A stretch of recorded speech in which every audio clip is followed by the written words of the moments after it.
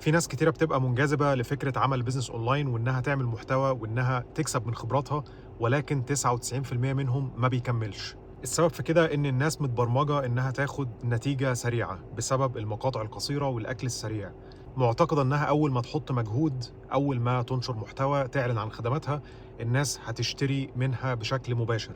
والموضوع للأسف مش معادلة حسابية، مش 1+1=2، الموضوع بياخد وقت والنتيجة أبطأ مما تتخيل. الموضوع عامل زي صدى الصوت، أول ما بتتكلم ما بتسمعش صوتك على طول، بياخد وقت. لو أنت عايز تبني عضل ما بتروحش الجيم وتتمرن 3 أو 4 ساعات وبتحاول ترفع 60 كيلو، معتقد إنك عضلاتك هتزيد.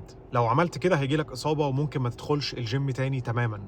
الموضوع بيبقى ممنهج، بتروح الجيم بتتمرن ساعة إلا ربع ساعة، بعد كده بتروّح البيت تريّح وتاكل، وبعد كده بتكرر العملية تاني لمدة طويلة لحد ما توصل للهدف اللي أنت عايزه.